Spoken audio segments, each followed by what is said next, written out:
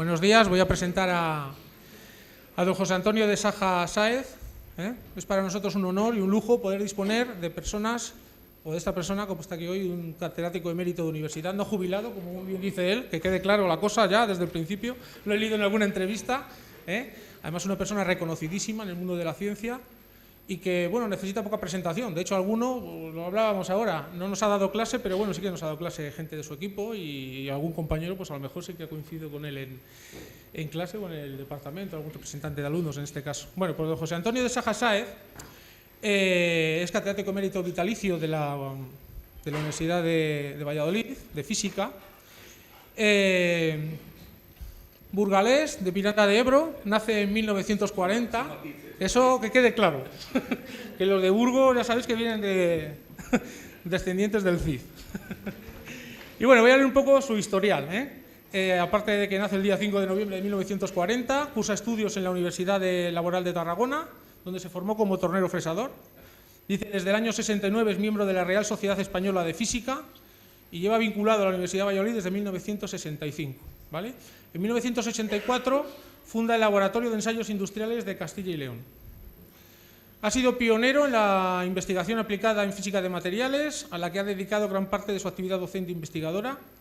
Por otra parte, su equipo ha trabajado también en el área de nanocompuestos poliméricos. Durante años, además, el grupo del profesor Saja ha sido líder en España y es líder en España en el campo de la espectroscopía vibracional aplicada al estudio de los cristales moleculares. Especial mención merecen los trabajos relacionados con la espectroscopía Raman, que bueno, a estos chicos no les sonará, pero yo cuando leía el currículum me sonaba mucho de cuando yo estudiaba y la cristalografía y demás.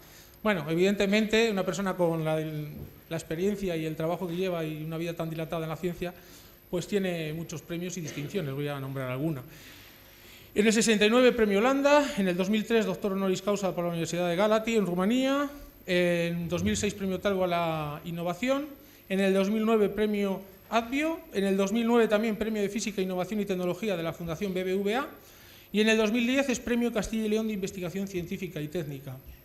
Además, cuando está buscando su currículum, pues resalta que el jurado acordó por unanimidad conceder este galardón a don José de Saja Sáez por la excepcionalidad de su trayectoria universitaria y su relevante trabajo en el mundo de la ciencia, la innovación y la transferencia de tecnología recogido en numerosas aplicaciones científicas de indudable repercusión nacional e internacional, dice, así como la captación de significativos recursos económicos para el sistema de ciencia y tecnología.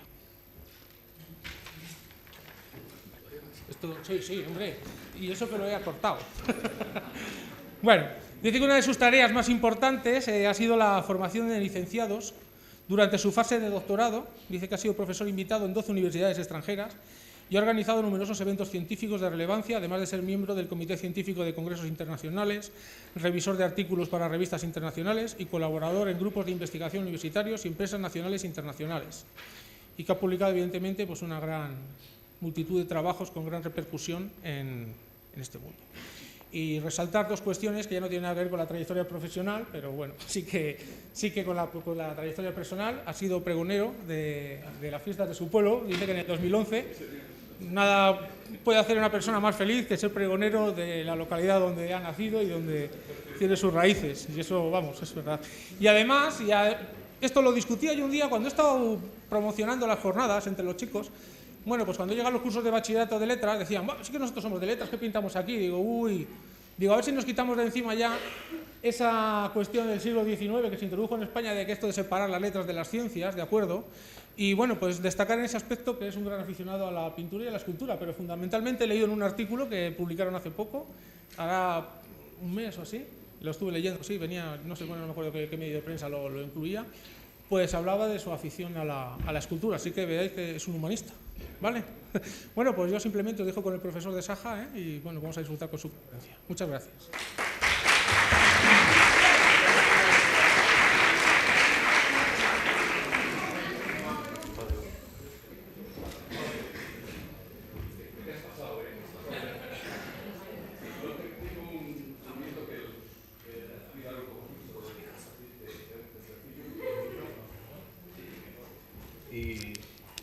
Le han dicho un concurso que diga quién es su abuelo, el hombre ha dicho que es un científico, dice, pero que quiera saber cuánto de científico es, que vaya a Wikipedia. Dice, para mí, lo mejor que hace es ir en moto y hacer tortillas de patata. Yo creo que eso me ha definido el tío. Bueno, quería, una pincelada para agradecer a estos caballeros que me han invitado. Creo que a mí me ha tocado organizar cosas de estas hace años y es duro, porque hay que tener ilusión, pedir muchos favores y creo que esto es una buena acción. Es decir, que creo que animaros que esto va bien por aquí. Y después, pues, en cuanto al título de la conferencia, la habréis visto por ahí, que es Ciencia, Innovación y Universidad, algo así. Pues bueno, cualquiera de los tres vocablos podría dar origen a un montón de charlas y yo, pues en media hora, en 3/4 de hora, tengo que hacer una simplificación de ello. Lo único que deciros cuál es el origen del título. Es decir, cuando me asaltó nuestra profesora para pedir un título, me lo pidió así de repente, y yo tenía delante, pues no me acuerdo si era un país o un ABC, uno de esos dos que andan por los lados. Entonces había un tipo que tenía un artículo que era Ciencia, Innovación y Flamenco. Y entonces yo, aquí estoy yo. Digo, yo cambio flamenco que no sé nada, pongo universidad y adelante con todo el tema. Bueno, entonces para empezar unas pinceladas, no puedo hacer otra cosa que pinceladas sobre lo que es la ciencia. La ciencia pues es un conjunto de conocimientos que se han ido, que sistemáticamente conseguidos a través de la historia, es decir, nosotros nos hemos ido fijando en la naturaleza casi siempre, luego hemos pasado al laboratorio y bueno, pues se ha hecho lo que se llama historia de la ciencia. Y el científico, pues el científico es el peón, esa es la mano de obra de la ciencia. Es el que día a día pues vamos engordando en fin, estos conocimientos, sabiendo que ningún conocimiento científico es definitivo. Es decir, al día siguiente, a la semana siguiente, al año siguiente, alguien te puede decir que no estás del todo en lo cierto. Es decir, hay que mejorar, hay que avanzar. Las medidas experimentales están ahí, pero las teorías pues es más complejo, porque las teorías están basadas en lo que llamamos hipótesis, axiomas. Los axiomas es como los que seáis religiosos, son como los actos de fe, es decir, te los crees. Y después, si las cosas no funcionan, pues tú cambias los axiomas, los mejoras, los incrementas, los disminuyes, como sea. Entonces, con esas herramientas, pues se construye esta profesión de científico. Esta profesión, bueno, para mí no hay otra más bonita, es decir, ahora ya ha pasado ya mi etapa de docencia y en fin, la de investigación, no la de docencia, sí. Y yo os confieso que no se me ocurre una profesión, nunca se me ocurrió una profesión más bonita que la de ser profesor. Y combinar esas dos cosas, y ya el colmo, si alguien te llama maestro, es decir, esa figura del maestro nacional tan vilipendiada, pues yo creo que es lo más bonito que te pueden llamar, es decir, eres maestro en algo. Bueno, entonces, en esa idea científica y en esa creación que se ha ido a lo largo de la historia, pues han sucedido muchas cosas. Lo que os tengo aquí preparado, con la ayuda de José Luis, es un vídeo que refleja lo que llaman la historia del universo en 2 minutos.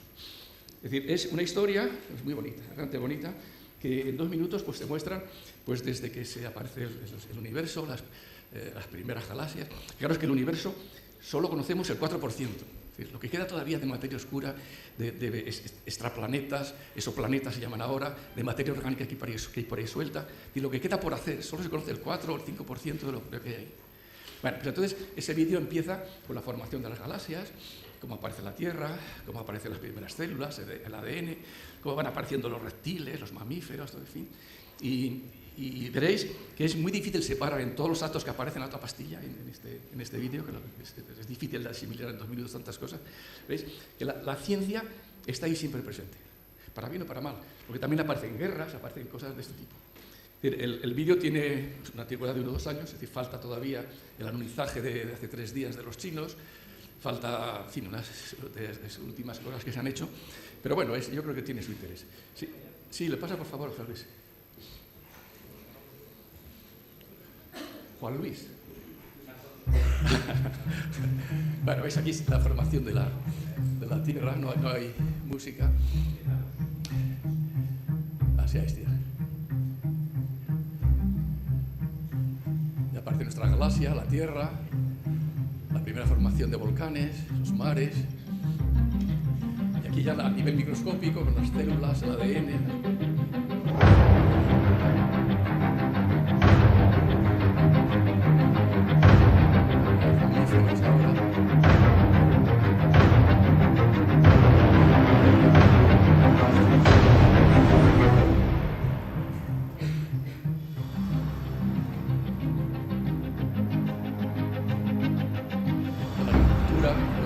la arquitectura.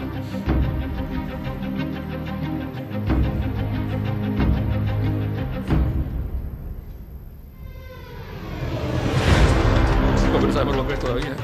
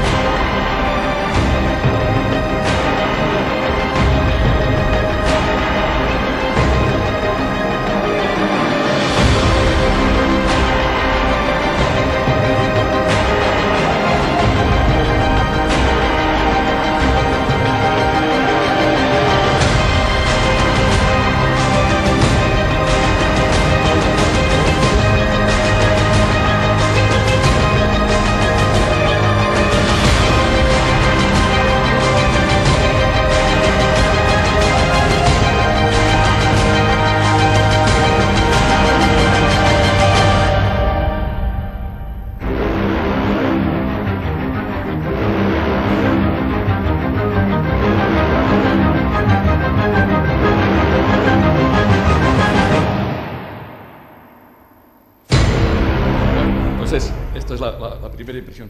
Fijaros que toda esta secuencia de sucesos, pues hay de todo. Hay incluso pues, cosas desagradables, como es la guerra. Pero la ciencia está en todas partes, para bien o para mal. Yo creo que para bien siempre. Pero también hay que pensar que hay una ciencia negativa. Bueno, pues hay que ir a por ella. Pero la otra siempre es positiva. Incluso en las guerras hay aspectos desde el punto de vista científico interesantes, pues las microondas, infrarrojos, la detección de infrarrojos. Y ha habido muchas cosas que, bueno, que están ahí, que hay que aprovecharlas. Pero en cualquier caso es negativo, obviamente, la guerra. Según pasaba esto, es como contraste, me estaba acordando de un rector de Salamanca que se felicitaba de que en Salamanca se diera un gran culto a la espiritualidad.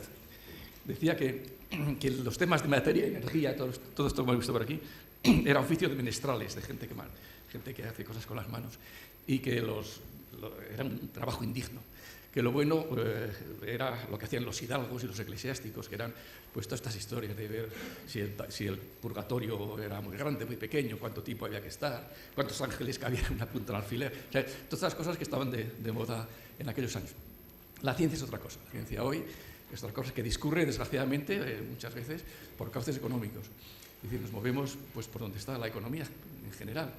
En fin, hay algunos que no, pero hoy ya los investigadores individuales no existen, todos son equipos, todos son medios, todos son proyectos, todos son programas europeos, programas internacionales. Es decir, tiene otro aspecto el tema. Bueno, la otra cosa que quería, bueno, se habla de ciencia, de científicos, bueno, un poco de innovación. Innovar es traspasar los conocimientos científicos, las ideas, los inventos, a la realidad, al mercado. Es decir, si un invento no es innovación, un invento es innovación si luego se aprovecha para que sea algo útil, para que sea algo que lo pueda la gente comprar, que lo pueda utilizar, algo así. Entonces, la innovación, pues en nuestro país y en nuestra región, pues es algo muy delicado, muy delicado. Y si echáis una ojeada a las cosas que podemos hacer en España, pues, y si pensáis un poco cómo está la situación, las áreas profesionales, el déficit, todas estas cuestiones, pues son delicadas, como os decía. Es decir, que nosotros ya no podemos vender que nuestros obreros no son conflictivos. Hay una realidad social y hay gente que defiende sus derechos. No podemos decir que los salarios son bajos. Bueno, ahora están un poquitín bajando, pero no tenemos atractivos dentro de la producción que nos haga ser campeones. Entonces, lo que nosotros sí que podemos ser buenos es innovación. Es decir, lo que sí que podemos hacer con estilo y con autoridad es vender lo que se llama economía del conocimiento. Y no podemos vender juguetes, ni telas, ni en fin. Tenemos que vender cosas ligadas al conocimiento, a la innovación. Entonces, en ese sentido, pues es la revolución que tenemos que abordar, que tenéis que abordar vosotros. Es decir, tenéis que pensar en crear, ese es el nicho mercado donde uno puede trabajar. Bueno, antes de seguir, ¿cómo somos en España desde el punto de vista científico? Pues buenos. Es mala época ahora, es decir, estos años pues, son duros porque las subvenciones han caído, todos veis en los periódicos, pero en el aspecto científico somos buenos. Es decir, si hay ranking por ahí, y en esos rankings pues, ocupamos el 9º lugar entre todos los países del mundo. Ahí tenemos que estar orgullosos. ¿Cómo somos en innovación, en patentes? Pues estamos en 3ª división. Es decir, desgraciadamente, no se puede entender que siendo tan buenos científicos, lo que se llama la paradoja española y europea incluso, siendo tan buenos científicos, no seamos buenos innovadores. Bueno, ese es un poco el reto, y es un reto en el que tenemos que colaborar pues, nosotros, los enseñantes, la administración. En fin, ese es uno de los problemas que tenemos por ahí en marcha. Bueno, y el tiempo se va a pasar, pues lo que sí quería contaros un poco es lo que hacemos nosotros, el grupo nuestro, desde el punto de vista de la innovación. Entonces, nosotros hace 15 o 20 años, pues nos dimos cuenta que había unas grandes carencias en Castilla y León en aquel momento, en fin, luego es España, luego es Europa, luego es el mundo, en el que podíamos hacer cosas importantes, cosas reales, es decir, podíamos innovar, cosas que dan grandes satisfacciones. Es decir, es muy bonito cuando tú tienes algo que luego lo ves reflejado en algún producto. Eso es lo que es bonito. Además, es muy interesante porque cuando vas a dar una clase, si has tenido el contacto con los empresarios, de los que hay muchas cosas que aprender, muchísimas cosas que aprender, pues luego hablas de forma diferente. Luego tienes otra ventaja. Toda la gente que hace la tesis con nosotros, pues luego encuentra la colocación a través de los proyectos que hacemos con las industrias. Es decir, todos los años hacemos 1 o 2 tesis y colocamos, porque somos muy pocos, y colocamos pues, a esas 2 personas en las empresas como investigadores. Y luego un último aspecto que suena un poco raro, pero no hay que olvidarle, que es el dinero. Es decir, gracias a lo que conseguimos de las empresas, que son importantes cantidades de dinero, sobre todo en esta época de penuria que nos rodea, pues bueno, nosotros presumimos que no tenemos problemas económicos. Y con ese dinero que hacemos, pues tenemos un laboratorio que es francamente muy bueno. Estáis invitados, el que quiera venir a verlo a Valladolid, pues estupendo. Y luego tenemos muchas becas. En el fondo, en este momento somos dos catedráticos en el grupo, por ejemplo, el que estamos en la Facultad de Ciencia, y tenemos siempre entre extranjeros y españoles pues de 15 a 20 becarios, de los cuales la mitad lo pagamos con dinero de las empresas. Es decir, que es el tema trabajar por la empresa es, en fin, a mí me convence. ¿Cómo empezó nuestro grupo de investigación? Que es un poco las pinceladas que querías dar, además que estoy encantado de poderos hablar de esta gente mía. Pues empecé yo hace esos años, 20, no sé, pues convenciendo a 2 pringados que había por allá, 2 ayudantes, y eran mis colaboradores.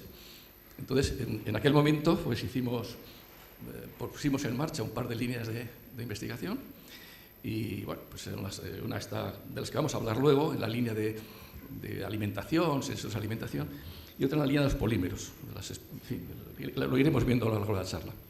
Bueno, estos 2 pringados que os decía, hoy son catedráticos, en aquellos momentos colaboraban conmigo y ahora yo colaboro con ellos, cada uno de ellas lleva una línea de investigación y lo están haciendo francamente bien.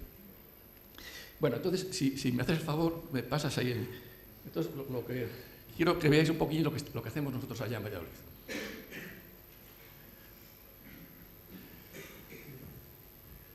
Bueno, este es el grupo de sensores que lleva uno de estos catedráticos, les decía, y entonces pues ellos se dedican a hacer detectores de cualidades organolépticas de los alimentos. Están muy centrados en el tema del vino, de la cerveza. Bueno, hay una serie de temas en los que son expertos y ellos han construido una cosa que suena un poco pulosa, que es una nariz electrónica, una lengua electrónica. En fin, como os decía, siempre tratando de simular la naturaleza o las cuestiones humanas. Pasa, por favor. Ya empezamos.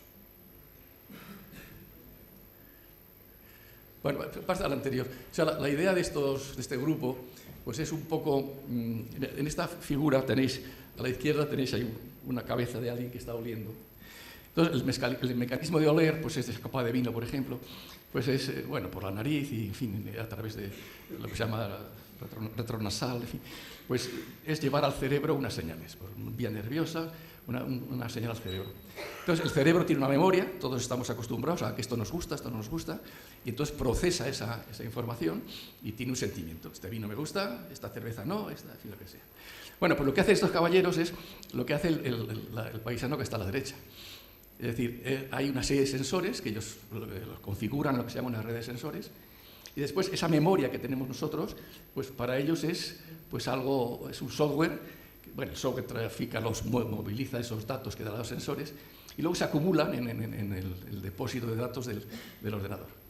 Al final, las dos son señales, la una es humana, la otra es artificial. La humana es mejor, sin duda, pero la artificial tiene la ventaja de que no depende del humor que tienes en el día. Si todo el que os gusta el tema del vino, pues sabéis que los catadores, pues para que sean buenos hay que aislarlos, tienen que prepararlos. Un grupo de catadores de Valladolid o de Ribera puede ser diferente que uno de Penedés. Es decir, entonces, el sistema electrónico es objetivo. El otro es subjetivo, como es obvio. Por favor. Entonces, esto es lo que os decía, es decir, ponen un conjunto de sensores, miden unos parámetros físicos, que es la resistencia, la resistividad en este caso, después hacen los tratamientos de datos y luego aparecen las clasificaciones y la toma de decisiones en lo que sea. Por favor. Bueno, ¿qué aplicaciones tienen en la nariz o la lengua electrónica? Pues como las del olfato humano. Es decir, por ejemplo, o aplicaciones a las que no es posible meter la nariz ahí dentro de lo que quieres medir. Sí, pasa, por favor. Por ejemplo, en alimentación, pues determinación de la calidad o la frescura de alimentos, en vinos, quesos, pescado, frutas, esto lo han hecho en los últimos años. En perfumes, perfumería, lo último que he visto que han hecho es, el perfume es una sensación efímera, es decir, que te lo echas y durante un poco tiempo te dura, pero luego se va. Entonces, bueno, pues eso, el estudiar, ver los aromas, encapsularlos, que estén en los jabones, en fin. Y después, en el medio ambiente, pues bueno, hay otra serie el tabaco, los coches. Recuerdo esto de los coches, recuerdo que es algo que hicimos con Fasa Renault, que era el olor a coche nuevo.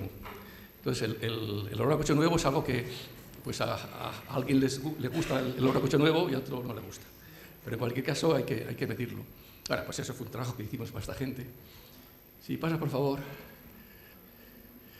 Después, donde no es posible meter la nariz.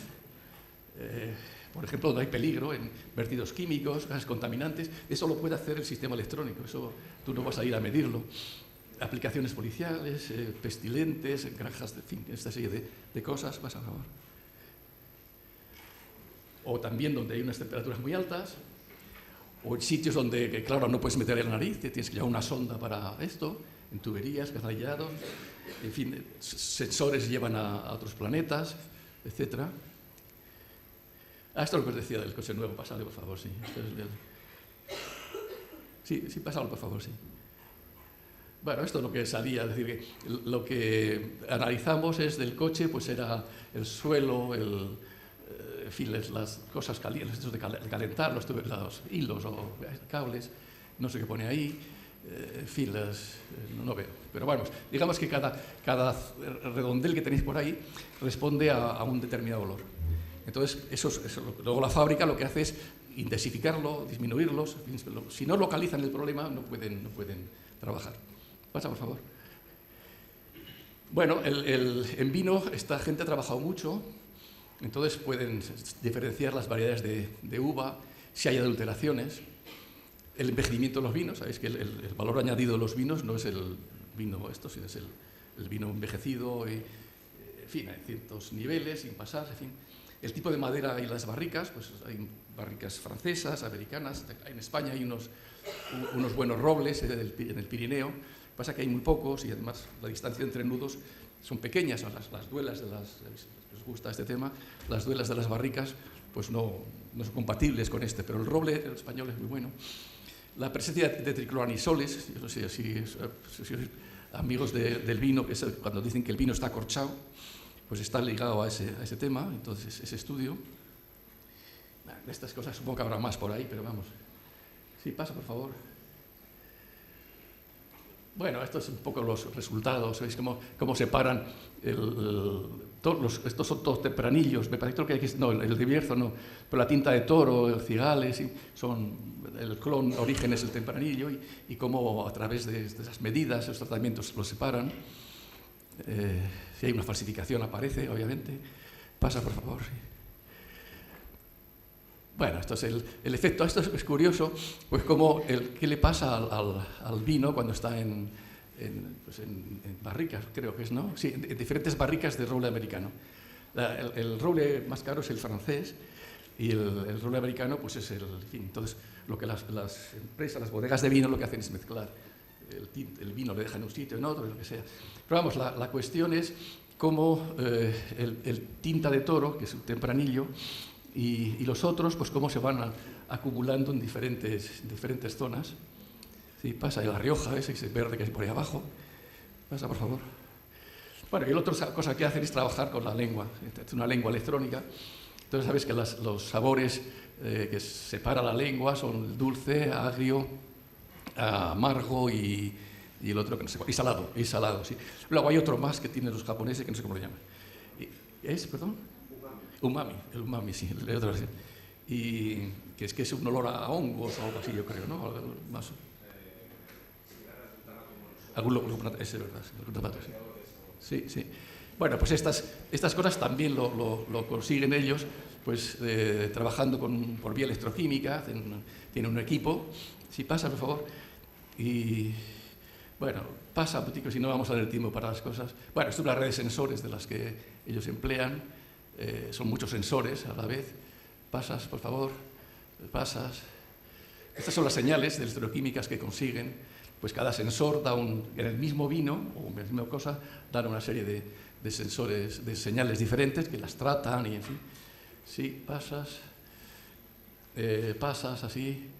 En fin, esto es curioso, como un vino de crianza ya, estando 3 meses en barrica, pues cómo están, en fin, las diferentes maderas de la barrica, como hay 3 que están más o menos coincidentes, pero en cuanto pasan a 6 meses en barrica, cómo se separan las ideas, pasas. Esto es un equipo que medía, este es un proyecto europeo que, en fin, ya fue muy interesante, que es un equipo que construimos nosotros y que medía a la vez el sabor, el color y el olor. Entonces ya, pues, esto es un panel de cata electrónico, como os decía. Si pasas... Bueno, ya esto vamos a dejar, vamos a pasar de estas cosas y vamos al siguiente grupo de cosas.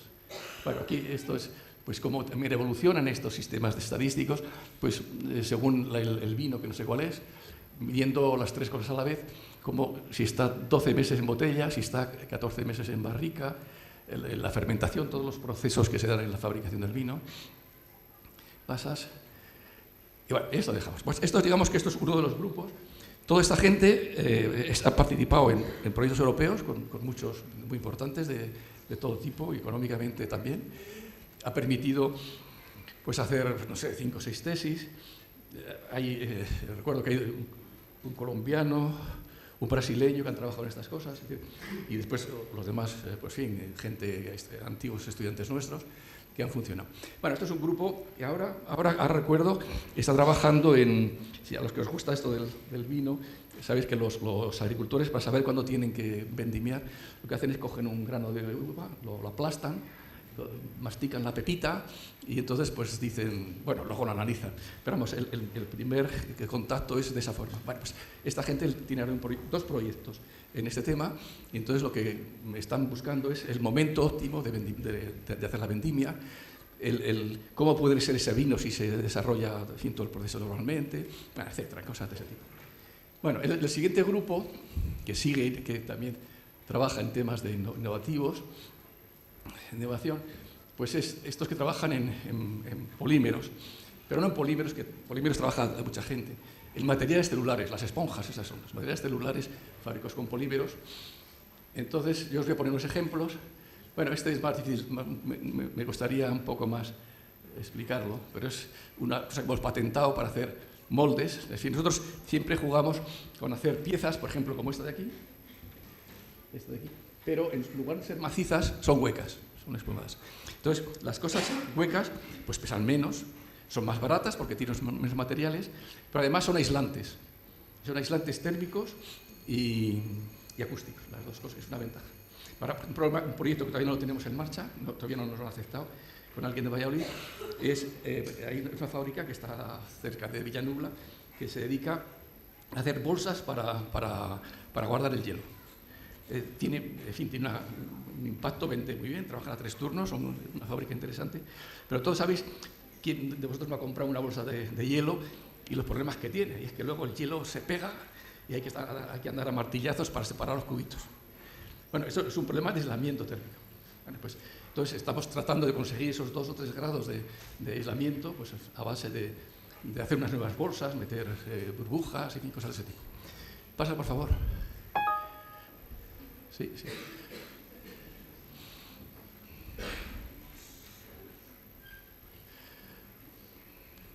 Bueno, este es otro proyecto europeo. Estos son los aerogeneradores que veis ahí abajo. Pues se construyen en general con una cosa que es madera de balsa, que es una madera que viene, pues, no sé, desde luego de Latinoamérica, no sé de qué país, de Costa Rica, algún pueblo de esto. Es una madera muy cara, y entonces lo que hemos hecho nosotros es cambiar esa madera pues, por alcohol policloruro de vinilo y por cosas de ese tipo. Entonces hicimos diseñamos unos materiales que luego pues, se han empleado también en cosas de esto, en barcos, en chapas de barcos, y en fin, siempre en la idea de hacer materiales porosos, con prestaciones mecánicas interesantes, y encima que sean aislantes, térmicos y acústicos. Pasas, si me haces el favor. Este es otro proyecto muy divertido. Este es de alguien este es un empresario de Gijón, me parece que era asturiano, que él era surfista. Y entonces él vino al laboratorio porque queríamos hacer una empresa y quería hacer tablas de surf. Entonces nosotros tenemos una táctica y es no hay que reinventar la rueda. Es decir, lo que hay que hacer es ver lo que hay en el mercado y luego a partir de ahí pues crecer. Entonces le dijimos a que nos trajera la mejor tabla del mercado, creo que eran canadienses, no me acuerdo, y entonces estudiamos bien la tabla de canadienses y le hicimos un diseño.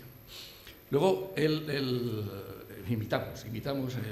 Luego él nos contó qué hacía el surfista, porque yo había visto muchas veces gente haciendo surf, pero nunca había visto que pegan un salto cuando se montan en la tabla, y claro, la tabla tiene que resistir un esfuerzo mecánico importante, porque tú saltas, hay 80, 90 kilos que hay encima. Pero es que además nos contaba él cómo se cogen las olas, o sea, no es una tabla rígida, no coge las olas, la tabla tiene que tener una cierta flexibilidad para coger la ola. Bueno, pues todo eso lo estudiamos, lo realizamos, lo simulamos, y al final pues le hicimos un diseño. Si pasas, esto es otra de las cosas que...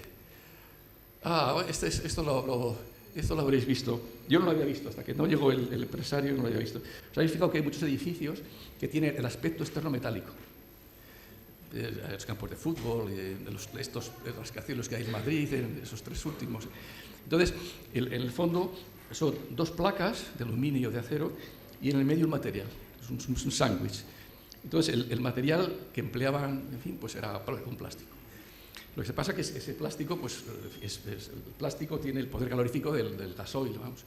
Entonces, a raíz de una serie de cosas que ha habido por ahí, de incendios y, en fin, pues entonces lo que hubo que hacer es modificar la composición de lo que había en el centro del sándwich. Entonces, nosotros, en fin, conocemos este tema, le hicimos un diseño nuevo, hicimos 2 tesis de paso con estos temas, y luego nos lanzamos a otra aventura, que es hacer sándwich, pero en lugar de meter plástico en el medio, meter no sé, honeycomb, esos de paneles de abeja, no sé cómo se llama eso. Sí. Y entonces estos tienen unas propiedades mecánicas muy buenas. El problema que tiene es que hay que pegarlo, ¿lo veis? Ahí están los honeycombs, esos están ahí metidos, y el exterior hay que pegarlo al otro. Claro, si metes un pegamento, metes algo combustible. Entonces hay unas reglas de edificación, sobre todo por los últimos pisos, pues que hay que superar una serie de pruebas y historias. Pasa, por favor. Esto es una empresa americana que quería hacer jeringuillas de usar y tirar. Entonces las jeringuillas pues ¿veis cómo son? Y entonces lo que nosotros hicimos es hacerlas, en fin, eliminar material, no sé, el 30-40% haciéndolas con burbujas. Pasas, por favor.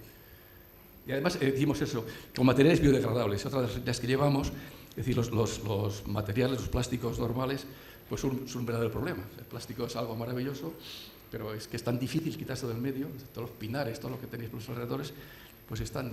Y entonces tenemos una línea para trabajar en temas de bioplásticos, que se llama. Esta es otra experiencia de crecer espumas metálicas sin gravedad. Entonces tuvimos un convenio con la Agencia Espacial Europea y entonces nos dejaron meter ahí un becario en un avión y el becario, el avión subía, quitaba gravedad y luego bajaba. Entonces al becario le tuvimos no sé cuántos meses entrenando pero vamos, él estaba encantado, no era un sacrificio. Y entonces veíamos cómo crecían las cosas sin gravedad, con gravedad doble, en fin, una serie de cosas. Quedó muy bonito, este proyecto quedó muy bonito. Pasa, por favor, sí. Sí, pasa así. Bueno, y después ya es lo último, ya esto es lo último que os quiero contar. Y es, abrimos una línea de investigación en torno a la simulación en el ordenador.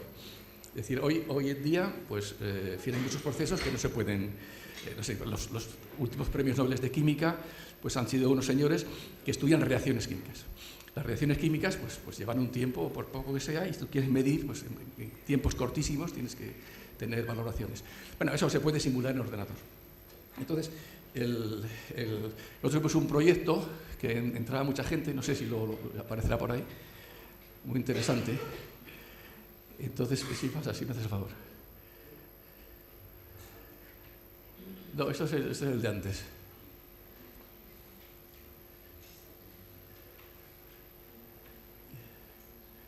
No, ese pasa también, ese no vamos a hablar hoy de él. Hay otros proyectos. Es decir, ahora, en este momento tenemos 17 proyectos. Lo que os he contado es de lo del año pasado y el anteriores. Ahora tenemos 17 proyectos en marcha con no sé cuántos dineros. Esto es un tema, esto es lo que os decía, simulaciones. Es decir, tú quieres ver qué le pasa a un coche cuando pega en una farola. Entonces esta experiencia la puedes hacer, claro, pero no puedes repetirla muchas veces.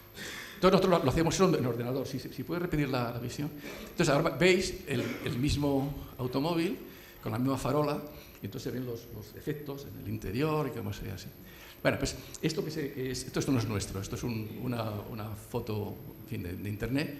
Entonces nosotros nos dedicamos en este proyecto a ver los efectos de los explosivos. Es decir, hay un gran problema, como sabéis, y es las explosiones bueno, de terrorismo. Y entonces, pues hay una serie de grupos en España que les interesaba estos estudios. Pues la cosa era, ¿qué efecto tiene una bomba si está en un aeropuerto? ¿Qué efecto tiene una bomba si está en un puerto? ¿O en el metro de Madrid? O en fin, lo que sea. Entonces, y además, ¿qué tipo de bombas? Entonces nosotros decíamos, bueno, en un aeropuerto, pues ahí la bomba la puede llevar un tipo en el capó del coche. ¿Qué se puede llevar en el capó? 300 kilos. Bueno, pues ponemos 300 kilos de TNT y a ver qué pasa. Pero, decía, así en el metro lo más que puede ir es con una mochila. Y pues son menos kilos. Y entonces hacíamos hipótesis, nos juntábamos un montón de gente a hablar con los empresarios y entonces simulábamos situaciones y veíamos qué pasaba. Entonces, inicialmente, lo que hicimos es coger un paralelepípedo, le dimos unas dimensiones de un edificio y entonces empezamos a poner bombas en el interior, en el exterior y veíamos cómo se rompía, que es lo que vais a ver ahora. Después a ese paralelepípedo le pusimos ventanas y tejado. Luego le pusimos columnas. En el grupo había un arquitecto y en fin, pues él nos iba asesorando dónde había que poner las columnas, qué pasaba si la columna estaba en el exterior, si era en el interior, pues cosas de ese tipo. Y después, que teníamos edificios, ya pasamos a pensar en un puerto. Entonces cogimos un puerto pequeño, que es el puerto de Gandía en este caso, y pues del Google Earth de Gandía, pues vimos lo que tenía. Pues tenía una cosa para contenedores, otra cosa para viajeros, en fin, una serie de cosas. Luego cogimos un aeropuerto facilón también, que es el de Santander. ¿Sí? Y pues ahí hay una torre de control, en fin, es decir, estudiamos todas las posibilidades donde se podía poner una bomba. Y después ya, en fin, pues nos lanzamos a ver, en fin. Y también otra cosa que hicimos, que también vamos a ver ahora, es la evacuación. Es decir, ¿qué pasa en un edificio, lo que sea, de coches, por ejemplo, de coches, si hay una bomba en el inferior? Claro, dentro hay personas, hay que evacuarlas, hay que poner salidas, Bueno, pues todo esto lo simulamos en ordenador y es un poco lo que veis ahora. Solo deciros que este proyecto lo llevaban, bueno, el que nosotros estamos subcontratados, y nos subcontrataba una empresa que se llama ISDEF, que no sonará a ninguno de vosotros, pero el nombre es la leche, es Ingeniería de Sistemas para la Defensa de España. Ya con ese nombre ya uno se queda un poco así.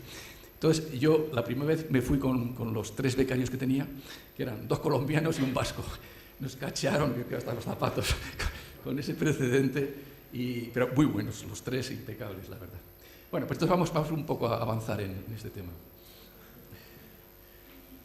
Bueno, este es el proyecto.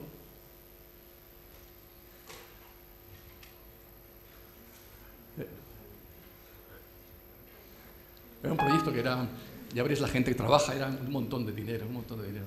O sea, la universidad siempre nos llegan los trozos. O sea, las grandes empresas, que son verdaderos expertos, son los que se llevan el dinero gordo, pero a nosotros nos dan una parte que nos interesa, obviamente. Estas son las empresas que participan. Indra es una empresa de León, después estaba el Metro de Madrid, el puerto de Isdef es la que os decía, que es la que nos contrató, en fin, el aeropuerto de Valencia, el aeropuerto de Madrid, había un...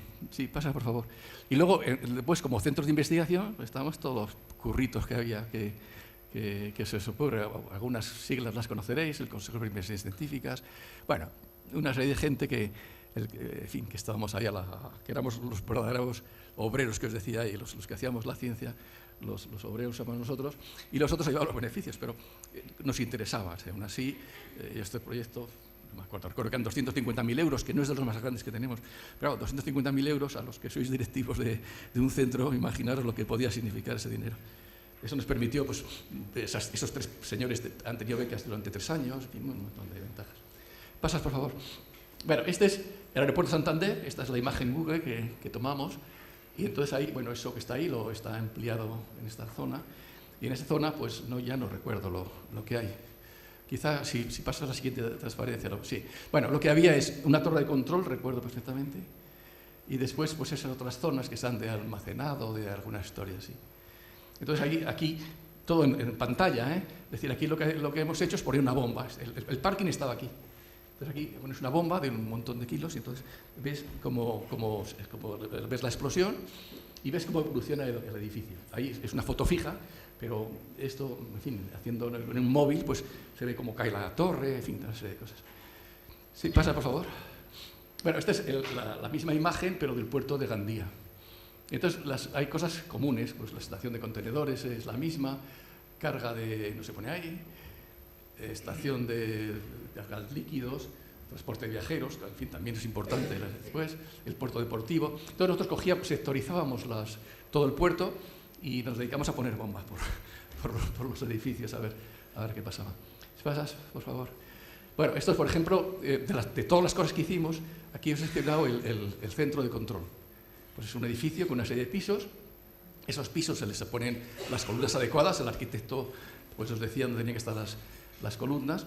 Y entonces, pues aquí en este caso se puso la bomba en esta zona. Vamos aquí, ¿eh? Entonces, esto es lo que sucede, en fin, unos segundos después de la explosión. Entonces se ven cómo van cediendo las vigas. Luego lo veremos en un vídeo, mucho mejor. Pero vamos, se ve el fallo, dónde están los fallos, el efecto que puede tener. ¿Pasas? Bueno, estos son ya efectos de la presión, la onda de presión como avanza. Este es el edificio. Después, aquí a este edificio entonces se le puso una serie de salidas y ahí están los señores. Seleccionamos no sé cuántos señores, de unos 70, unos 80, de no sé cuántos kilos, y les obligamos a seguir por los caminos del edificio y a ver en cuánto tiempo se vacía el edificio y cosas así. ¿Sigues, por favor?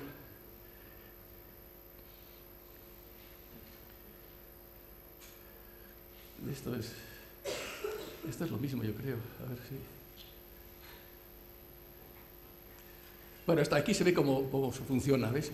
La explosión, cómo se van... Lo verde es la estructura que lo veis viendo, cómo se van cayendo las vigas, y aquí ya veis, hemos dejado las vigas fuertes y cómo van cayendo las paredes.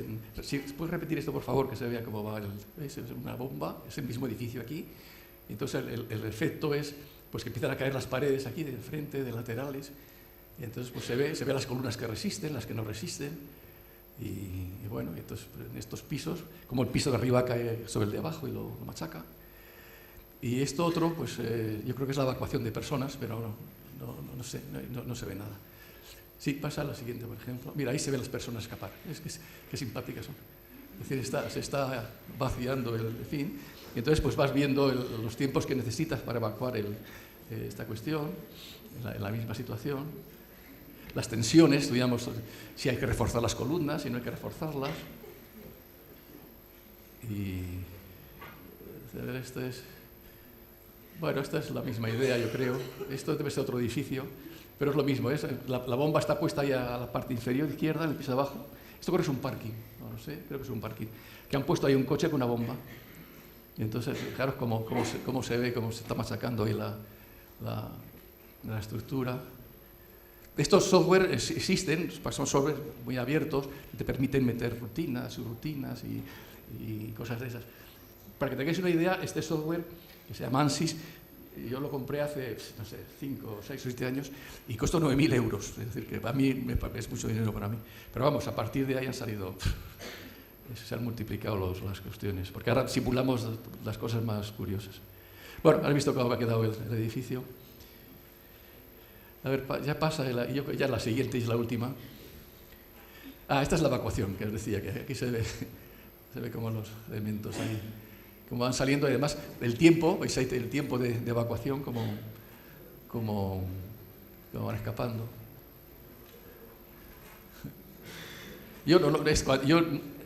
Cuando compré el software yo no sabía que salían estas cosas, cómo se aglomeran, y como pues eso puede decir, no, hay que hacer otra escalera. Es decir, si hay que evitar el tiempo si sea más corto, pues hay que pensar en otra escalera, en otra forma de salida, estas cosas que se estudian sobre la marcha. Bueno, esto es todo lo que os quería contar, lo que no sé si me he extendido demasiado. Lo que yo quería es que me preguntarais si puedo decir más cosas. Es que esto es interminable. Y eso que os he contado será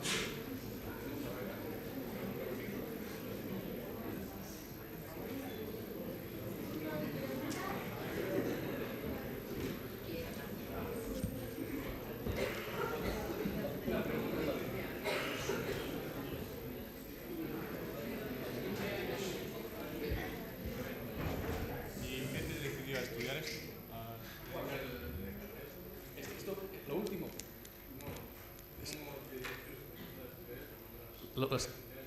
Cuando tiene pestañas. Pues sí, la pregunta es buena.